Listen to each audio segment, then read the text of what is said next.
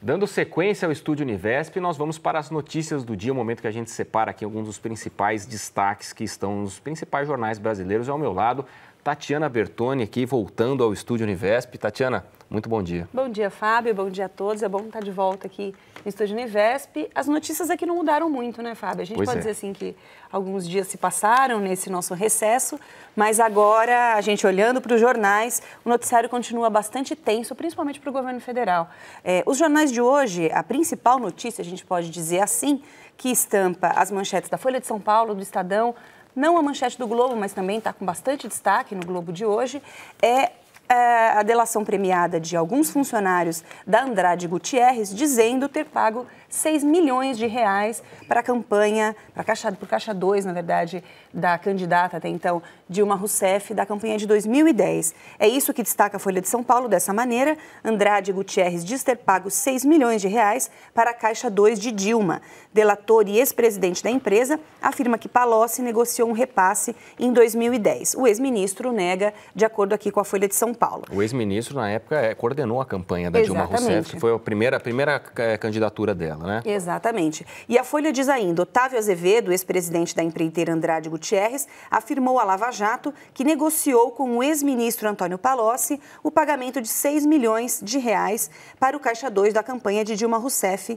Então, traz essa matéria aqui da Folha de São Paulo. De acordo com a delação, no acordo para a delação, ou melhor, Azevedo disse que o repasse foi feito via contrato fictício com a agência de comunicação Pepper, que atendia o PT. Os depoimentos dele e de outros 10 executivos ligados a Andrade Gutierrez devem durar até o final do mês. Se comprovada a irregularidade, os efeitos não seriam eleitorais, como perda de mandato, pois o caso se refere ao governo encerrado em 2014. Lembrando que, para que essa denúncia, ou seja, pudesse de alguma maneira influenciar num possível impeachment da presidente Dilma Rousseff, isso teria que ter acontecido na última campanha, ou seja, para o mandato atual da presidente. Isso seria no anterior, então não caracterizaria crime eleitoral. Mas olha que gravidade aqui no finalzinho do destaque da Folha de São Paulo. Ele diz que os 11 executivos que participam da delação premiada da Andrade Gutierrez, que é uma das principais empreiteiras do país, eles vão relatar pagamentos de propina para o PT e para o PMDB por meio de doações legais nas obras da usina nuclear de Angra 3,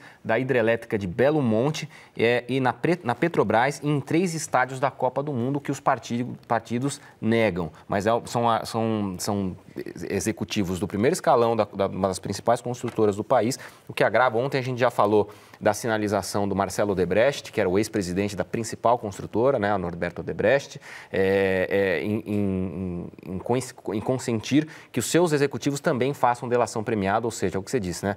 Para o governo federal, as coisas estão muito sérias aqui, né? Exatamente. Falando ainda em governo federal, é importante a gente destacar uma notícia importante, uma notícia grave, a gente pode dizer assim também, em relação a essa queda de braço entre o PT e o governo federal, que foi o afastamento do ministro da Justiça, José Eduardo Cardoso. A Folha de São Paulo destaca hoje que parte do PT pedia mudanças em ação da Polícia Federal, de acordo com o ministro Cardoso, numa entrevista hoje exclusiva à Folha de São Paulo, a repórter Marina Dias. O petista José Eduardo Cardoso diz ter saído do Ministério da Justiça após mais de 5 anos devido a desgaste pessoal e político. Então, nessa entrevista à Folha de São Paulo, ele disse que setores de seu partido lhe pediram para melhorar a atuação da Polícia Federal, entre aspas, até o melhorar a atuação da Polícia Federal aí. Afirmou, porém, que não sofreu pressão do ex-presidente Lula para sair da pasta e que a presidente Dilma nunca o orientou a criar entrave a alguma investigação. Wellington César, que é o novo titular da Justiça, disse não ter intenção de fazer mudança imediata na Polícia Federal. Eu peço licença rapidamente aqui, Fábio, para correr para o jornal O Globo, porque o Globo traz uma novidade e um fato importante e diferente do que o Estadão e a Folha trazem em relação a esse caso da mudança do ministro da Justiça. O Globo, inclusive, escolheu esse tema como principal destaque da sua manchete de hoje, com uma foto grande ali de baixo para cima do ministro, ou seja, do ex-ministro José Eduardo Cardoso. E destaca a seguinte notícia: novo ministro da Justiça não agrada aliados de Lula. Resumindo a novela, de acordo com o que o Globo diz hoje. O PT teria influenciado muito nessa decisão da presidente Dilma Rousseff, ela teria tomado essa decisão, afastado o ministro da Justiça, colocado outro no lugar, mas mesmo assim esse não seria o nome ideal, de acordo com a cúpula do Partido dos Trabalhadores. Ou pois seja, é. Desagradou todo mundo. Desagradou. Agora, é uma indicação do ministro da Casa Civil, Jacques Wagner, né, esse novo ministro da Justiça, indicação dele que, quando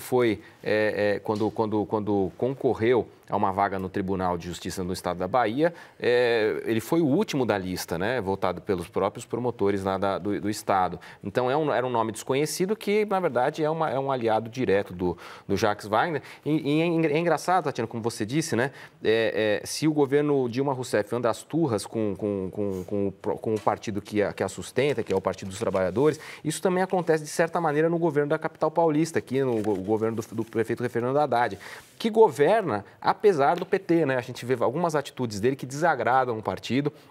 Ele constantemente faz coisas que não estão de acordo com a política desejada pelos partidos dos trabalhadores. E engraçado que tanto lá em cima, em Brasília, quanto aqui na nossa capital, a gente vê realmente que a relação entre partido e governo, mesmo sendo o partido do governo, nem sempre ela é harmoniosa, né? E realmente existe muita desarmonia, né? E nesse tem caso. sido muito mais nos últimos tempos, a gente tem pode sido dizer muito assim. mais, tem sido Fábio, muito mais. Peço licença para a gente agora chamar um convidado que está conosco aqui pelo Skype, que é o professor Cristiano de Matos. Ele é professor do Mackenzie e também um dos responsáveis pelo Centro de Pesquisas Avançadas em Grafeno, Nanomateriais e Nanotecnologia, o MacGraf, ligado à Universidade, o Instituto Presbiteriano Mackenzie. Bom dia, professor, como vai?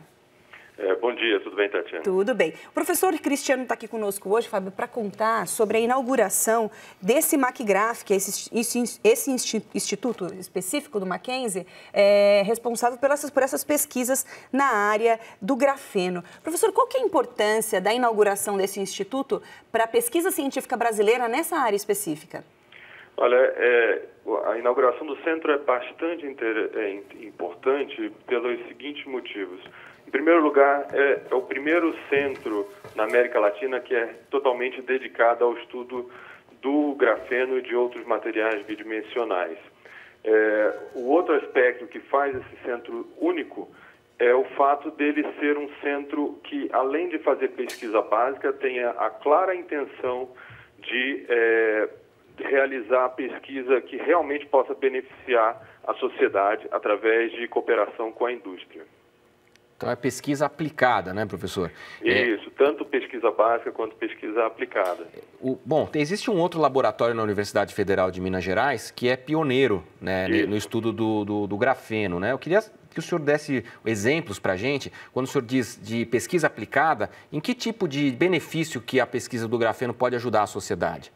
Olha, o grafeno, na verdade, tem sido estudado em diversas universidades através do mundo para diversos tipos de aplicação diferente. A gente pode citar, por exemplo, aplicações para materiais compósitos, ou seja, materiais feitos, por exemplo, de plástico e misturados a pequenos flocos de grafeno, e os flocos têm a função de melhorar o desempenho do material, melhorar a dureza, a resistência, na verdade, desse material, sem que torne o material muito pesado. Esse é um dos exemplos, isso é um exemplo, inclusive, que já existem produtos comerciais disponíveis no mercado.